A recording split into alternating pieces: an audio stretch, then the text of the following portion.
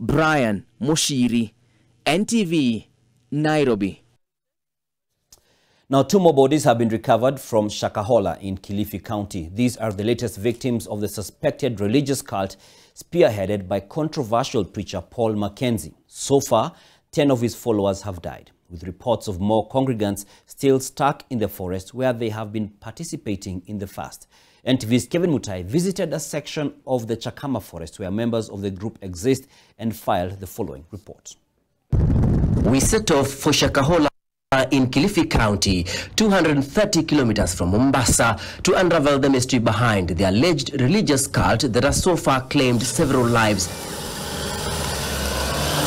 In the company of police officers from Langobaya Police Post, we arrived at Pastor Mackenzie's homestead, tucked inside the thorny bushes of the vast Chakama Ranch. Here, we discover that the village is called Bethlehem, an area that is sparsely populated with different villages named after the cities in the Bible. Sauti ambayo nilisikia. A few weeks ago, in an interview with NTV, the controversial preacher disclosed that he was on a mission to preach the end-time message and denied being involved in the dreadful fasting exercise. Niambie, kuna mahali labda wameenda wakaona kwamba kuna hapa mahali palikuwa locked watu. Iko nyumba maybe ama waya fulani ama fence fulani ambao imepatikana kule. Inaweza fungia watu ndani. Not far from his house is another deserted village. These dirty utensils, the evidence of the last meal they had before abandoning their homes. Yeah. But within these homesteads covered with thorny shrubs lay shocking details. More than 10 people were rescued here. Beddings, tissue paper and a Bible are among the recovered items. These are just some of the personal belongings in most of the holding areas where we believe victims were being held while fasting for days and night. Ilikuwa hakuna kanisa. Kanisa ni hapo nyumbani tu peke yao. Na budu na hawa jukuu zake basi. Kichoko anatandika mkeka unalala. According to police officers, 2 of those rescued died at the scene while others succumbed while on the way to hospital. There are fears that many followers of this religious cult are still languishing in pain deep in the forest. A survivor recuperating at Malindi Sub-County Hospital alluded to the fears, intimating that her 3 children are still missing. She is said to have left Nairobi for upcountry in Mumias 3 weeks ago, only to be found unconscious in hospital without her children. Police reports show that a majority of the followers are from Western, Nyanza and the Coast region, begging the question why. Mama yangu anaitwa Pamela Muhonja Mukalasinga, sister yangu anaitwa Morini Minza na mtoto wa sister yangu anaitwa Neema. Walikuja huku last year kutoka nyumbani. Na walipotoka nyumbani, mwisho kuwasiliana na mama ilikuwa Disemba. Alinipigia simu akiniambia yuko Malindi kwa Mackenzie. Shida ni kubwa juu sasa ukisikia mkifika mahali mnataka kukuta penye yako wanatoroka. Na hii msitu ni kubwa.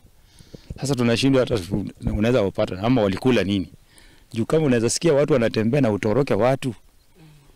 Sasa na tunaweza saidika aje.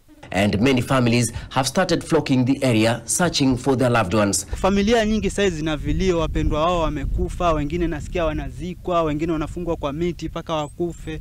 Sasa hiyo itakuwa ni dhehebu la aina gani? It is reported that since 2020, when the controversial preacher closed his church in Malindi, he relocated to Shakahola, where he took over 800 acres of land belonging to Chakama Ranch.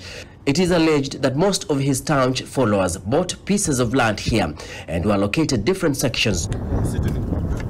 Inside the ranch, Mackenzie has constructed a dam with a capacity of 30,000 cubic meters of water with the intention of supplying water to every homestead within the ranch. Ukichimba dam kubwa kama hiyo, kuna vitengo tofauti vya serikali ambavyo lazima nivijue.